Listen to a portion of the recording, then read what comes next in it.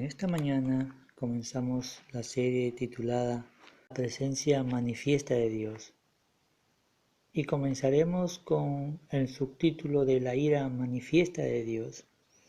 En Isaías capítulo 26, versículo 20 dice: Anda, pueblo mío, entra en tus aposentos, cierra tras ti tus puertas, escóndete un poquito por un momento, en tanto que pase la indignación. A lo largo de los años, los modelos educativos han ido cambiando a medida que la sociedad también lo hacía, adaptándose a la realidad y a la necesidad de cada época. Poco tiene que ver, lógicamente, la realidad educativa actual con los siglos atrás.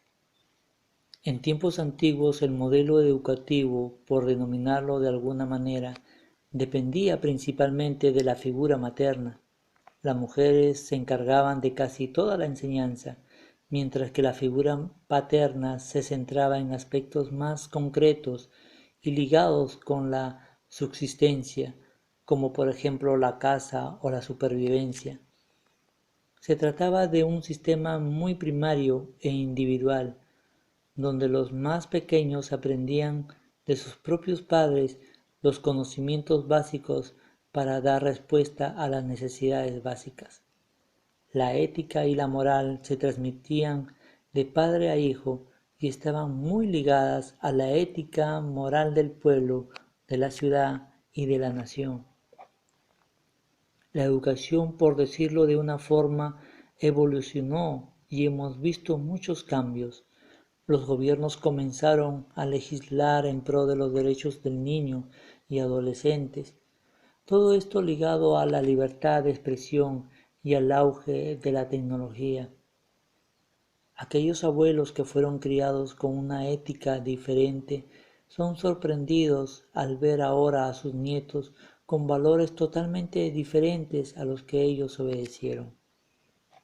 Algo parecido ha pasado en el mundo cristiano. Durante el siglo XVII, la predicación del Evangelio fue que Dios estaba muy enojado y que el ser humano era muy malo. Esta época fue llamada la teología del miedo. Es en el siglo XIX que observamos un dramático cambio. En este tiempo, la predicación fue que el hombre no era tan malo y que Dios no estaba tan enojado. Fue a finales del siglo XX que hubo una reacción a este tipo de predicación. Un grupo de teólogos en Norteamérica dijeron que si iban a tomar y estudiar con responsabilidad el retrato bíblico de Dios, tendrían que tomar muy en serio lo que nos dice la Biblia acerca de la ira de Dios. Sin embargo, hubo una cierta oposición de algunos extremistas que no entendían las expresiones más específicas en el Antiguo Testamento acerca de la ira de Dios. Pero es esa ira de Dios que no es más que una manifestación de la justicia de Dios, de su santidad. En nuestro pasaje de Isaías capítulo 26, verso 20, dice: Anda, pueblo mío, entra en tus aposentos, cierra tras ti tus puertas, escóndete un poquito por un momento, en tanto que pasa la indignación. Es inevitable luego de leer estos versos en el libro de Isaías y no tratar de relacionarlo a nuestra actual realidad. La Iglesia a nivel mundial se ha visto en la necesidad de recogerse. Nunca antes en la historia humana, luego de la dispersión de la Iglesia, se han vivido tiempos como el presente.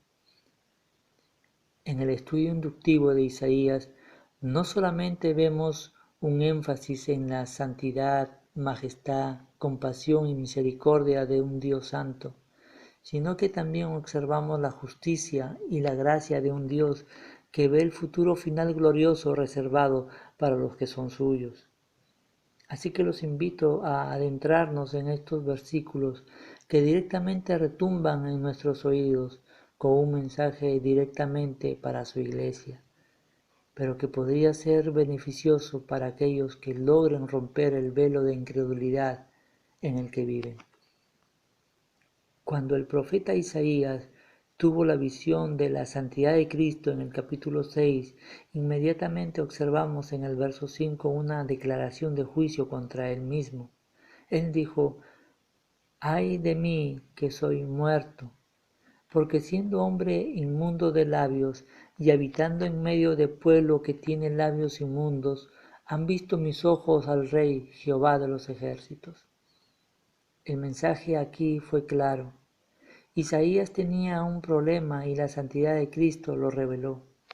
Sus labios eran inmundos, pero no solo eso, sino que se le había contaminado con el pueblo que tenía el mismo pecado, algo así como un contagio espiritual de pecado. Lo que sigue en los siguientes versos es la restauración, el llamado y la respuesta de Isaías ante el santo. Pero ese no es el punto central de esta exposición. Solo manténgalo al margen y continuemos con las palabras de Isaías 26, verso 20. Anda, pueblo mío, entra en tus aposentos. Cuando se cumplió la profecía del nacimiento, muerte y resurrección de Cristo, algo grande ocurrió en el mundo espiritual.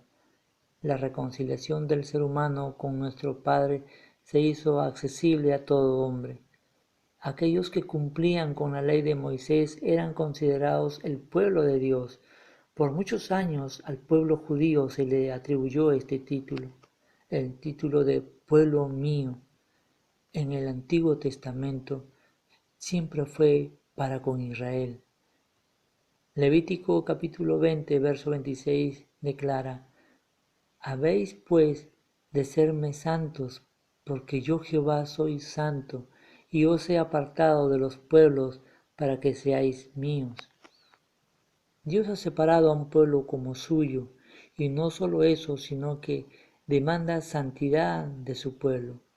Existen otros pueblos, según este versículo, que no cumplieron, no han cumplido y finalmente no cumplirán con esta demanda de Dios. El lugar del aposento en la antigüedad, en las casas hebreas, estaban en la parte superior de la habitación, generalmente construida en el techo, y que por lo regular estaban comunicadas por una escalera privada con el resto de las habitaciones. Estas eran utilizadas como cuartos de posada para sus visitantes. Una de las características más relevantes del pueblo hebreo era su hospitalidad, y estos aposentos eran frescos, cómodos, ubicados lejos de los olores de los establos y dándole al huésped una privacidad y comodidad que los caracterizaba en gran manera. Ahora bien, había muchos aposentos, pero los aposentos del pueblo de Dios eran diferentes. No solamente eran construidos con el objetivo de hospedar a los viajeros, sino que también eran utilizados para tener un tiempo de adoración con Dios. Esto ellos lo habían aprendido. Era una práctica que se mantuvo por mucho tiempo, desde épocas como la del rey Salomón, cuando construyó aposentos alrededor del templo para Jehová. En 1 Reyes capítulo 6, verso 5 dice: «Edificó también junto al muro de la casa aposentos alrededor, contra las paredes de la casa alrededor del templo y del lugar santísimo, e hizo cámaras laterales alrededor». Y su presencia se manifestaba en sus aposentos, tal como lo dice en el verso 13: «Y habitaré en ella, en medio de los hijos de Israel, y no dejaré a mi pueblo Israel». Así que cuando leemos a Isaías: «Anda, pueblo mío, entra en tus aposentos», Dios está llamando a su pueblo e invitándolo a buscar de su presencia, a estar junto a Él, cerca a Él. Cierra tras ti tus puertas. ¿Recuerdan el pasaje de Isaías 6:5? Entonces dije, ay de mí que soy muerto, porque siendo hombre inmundo de labios y habitando en medio de pueblo que tiene labios inmundos, han visto mis ojos al Rey, Jehová de los ejércitos. Isaías, antes de recibir su ministerio, tuvo que ser sanado, tuvo que morir para ser restaurado, y al ser expuesto a la santidad de Cristo, él llegó a ser parte del pueblo de Dios, tal como hemos visto en el punto anterior, en Levítico 20:26. Habéis pues de serme santos, porque yo Jehová soy santo, y os he apartado de los pueblos para que seáis míos. Isaías tuvo que cerrar las puertas que lo vinculaban con su pasado pecaminoso, a través de lo inmundo de sus labios, y en este pasaje de Isaías 26:20, Dios se dirige a su pueblo separado, a su pueblo santo, que busque la presencia misma de su Creador en el lugar de su aposento. Cuando nosotros queremos hablar de asuntos importantes, generalmente lo hacemos en lugares donde no haya interrupciones, donde no haya distracciones, donde podamos en buenos términos comunicarnos de la mejor manera. Cuando en los tiempos de Noé, él construyó un arca, fue el acto de obediencia que pudo salvar no solo a la familia de Noé, sino al reino animal. Pudo salvarse del juicio de Dios, y aquellos que no creyeron a los profetas y no tomaron en serio lo que Dios había determinado para los no santos, los no apartados para Él. Ese día que tras de sí las puertas se cerraron, la familia de Noé entró a sus aposentos, y la ira de Dios se manifestó para los no separados. Escóndete un poquito por un momento. Cuando Dios crea, lo hace con cierta particularidad de no desperdiciar funciones de lo creado. Dios ha establecido los mares porque ellos son el ambiente propicio para los peces, así como el medio para la vida submarina. Creó las plantas y los animales, y todos con una función específica para cumplir un perfecto equilibrio. Cuando creó el sol, la luna y las estrellas, lo hizo para determinar los tiempos terrenales. Y aquí la encontramos una definición para el reloj humano. La palabra cronos significa lapso de tiempo, duración de tiempo, y su origen proviene de la palabra cronómetro. El crono es el tiempo terrenal que se puede medir. Dios estableció con la creación el sol, la luna y las estrellas para medir los tiempos terrenales. Génesis capítulo 1, verso 14 al 18 dice, dijo luego Dios, haya lumbreras en la expansión de los cielos para separar el día de la noche y sirvan de señales para las estaciones, para días y años, y sean por lumbreras en la expansión de los cielos para alumbrar sobre la tierra. Y fue así. ¿Qué hizo Dios? Dos grandes lumbreras, la lumbrera mayor para que señorease en el día y la lumbrera menor para que señorease en la noche. Hizo también las estrellas y las puso Dios en la expansión de los cielos para alumbrar sobre la tierra y para señorear en el día y en la noche y para separar la luz de las tinieblas. Y vio Dios que era bueno. Ahora bien, no solamente el tiempo se mide a razón del ser humano, pues Dios tiene su propio tiempo y se define en la palabra kairos, que significa medida correcta, periodo definido, tiempo oportuno, favorable, señalado y preciso. Cronos define la cantidad, kairos define el atributo del tiempo perfecto de Dios. Romanos 5:6 dice, Cristo, cuando aún éramos débiles, a su tiempo murió por los impíos. De manera que kairos es el tiempo oportuno, propicio, adecuado, puntual, preciso, exacto, justo de Dios. interviene en la vida de las personas de una manera sobrenatural y poderosa. Ahora vemos que su pueblo, que es santo, que busca su presencia, obedecerá en el tiempo señalado y debe hacerlo, ya que no hay un tiempo más perfecto en el cual se conjugará nuestro tiempo limitado y breve al tiempo perfecto de Dios. Amigo, cuando Noé obedeció y terminó la construcción en su tiempo terrenal, pero déjeme decirle que también fue en el tiempo de Dios. Y cuando se conjugaron los tiempos, el juicio contra los hombres de esa época comenzó. No existirá un antes ni un después para la ira de Dios, en tanto que pasa la indignación. La indignación tiene como concepto sentimiento de intenso enfado que provoca un acto que se considera injusto, ofensivo o perjudicial, por lo general muy asociada a la ira.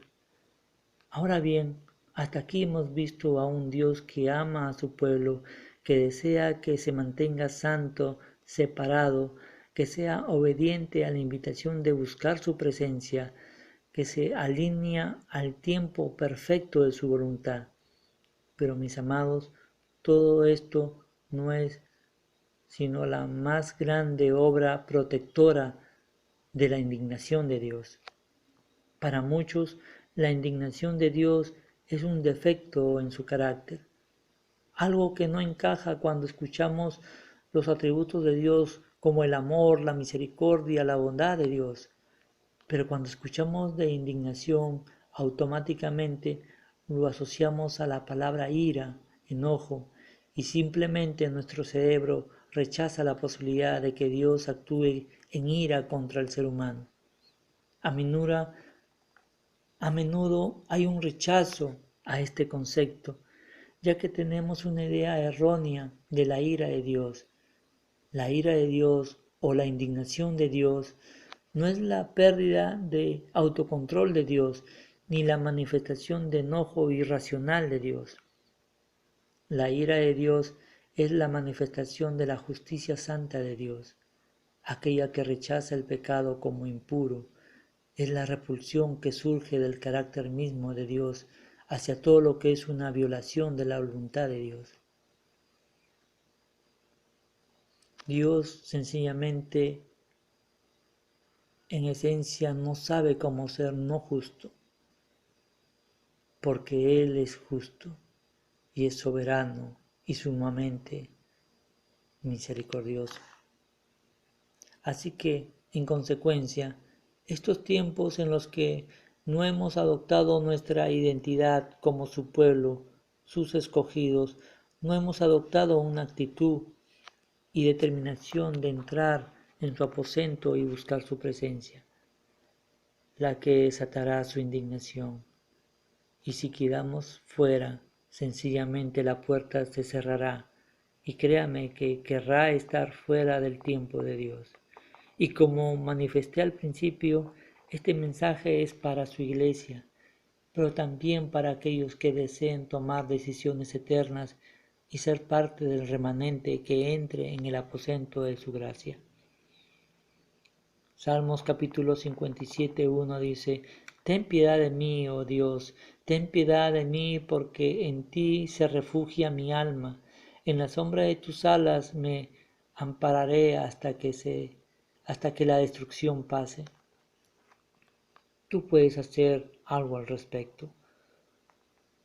Así como el salmista reconoce que en Cristo hay un refugio disponible para el tiempo de juicio, tú puedes hacer una oración y pedirle perdón a Dios y manifestar y declarar con tus labios que Cristo murió por ti para limpiarte de todo pecado y resucitó y que vendrá nuevamente por su pueblo del cual demanda santidad.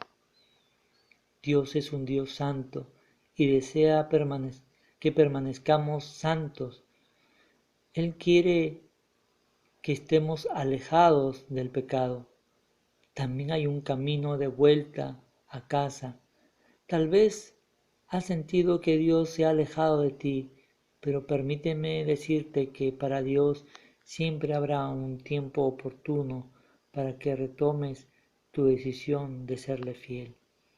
En el mismo libro de Isaías, capítulo 54, verso 7 dice: Por un breve momento te abandoné, pero con gran compasión te recogeré. Dios muestra su compasión, que aun cuando somos pecadores, aun cuando no hemos permanecido fieles a Él se manifiesta con compasión por el ser humano. La decisión es tuya, mi amigo. Su pueblo siempre será confortado y en su palabra el favor de un Dios santo para su iglesia. Salmos capítulo 30, verso 5 dice: Porque su ira es solo por un momento, pero su favor es por toda una vida. El llanto puede durar toda la noche, pero la mañana vendrá el grito de alegría. Amén.